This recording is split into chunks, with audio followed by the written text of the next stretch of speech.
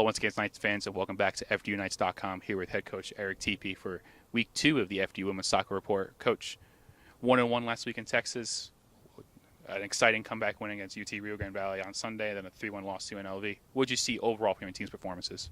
I think the one thing that we notice is that we're a young team, and they're learning as we go through games. I don't think we played our best soccer in either game, but we showed a competitive spirit throughout both games, and we continue to fight. And I think that probably will have a huge benefit for us as the season goes on. We definitely need to be cleaner with the ball, and we need to be a little bit tighter defensively. And I think those things put us in trouble in both games where we gave up some easy chances that we shouldn't. We've been trying some different things, though, so we had 2 different looks both games. I expect us to have more different looks in the next couple of games coming up as well, because I think that's what this time of year is for.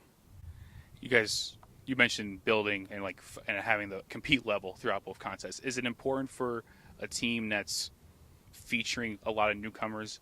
Is it important to get that early result in the win column in the season, just so they know that they're building on something positive for you guys? Yeah, I think you always want to get that first win out of the way. Just like you want to get the first goal, you want the first win, just so you are on the board, so to speak. And I think, realistically in that game on Sunday, to me it was one of those games that we should have won without having to go to overtime. I think we controlled the game from the outset, created more chances. Unfortunately, for the most part, they had two chances and scored on both. And now we're chasing the game. So I think for us, it was great for our players to come back in a short amount of time. I mean, they went up a goal with 7 minutes left to go, and we come back and tied and then win it. And they can now say to themselves, look, this is a different year, but we're a different team, and we can do this just the same as the teams in the past have done. So that hopefully will be big for us going forward. Individually speaking, Ela Clinic had a great weekend for you guys. 3 goals, 2 against UT Rio Grande Valley, game tying and game winning goal, NEC Player of the Week award. You mentioned to me after the game on Sunday how she really stepped up for you guys this weekend. Is it just being the veteran as a sophomore up front for you guys?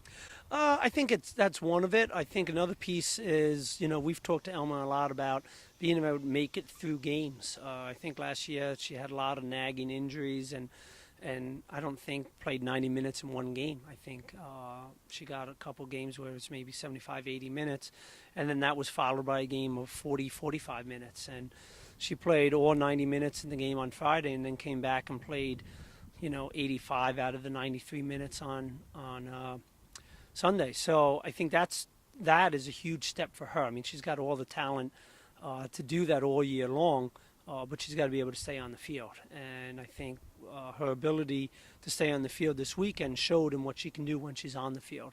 So hopefully we can have a lot of weeks like that with her. Now turning your attention to this week you guys go up to Ryder on Thursday night. What do you expect out of the Bronx this early in the season? Tough game. I mean, there's no doubt about it. I mean, I think the last 2 years we've gone there, played them, and both games went into overtime. I felt one game was a back-and-forth game. I felt the other game we dominated, but at the end of the day, it was still overtime that decided it, and luckily we were able to find a way to win in both in overtime. So they're going to be ready to fight us tooth and nail. They're one of the top teams in their conference. We feel we're one of the top teams in our conference, and that's what we want to be pressured in. We want those chances and that situations, and I think that's the only way our players are going to grow. So I expect it to be a tough battle and probably one that will go down to the last minutes or so. All right, Coach, thank you for your time this week. You.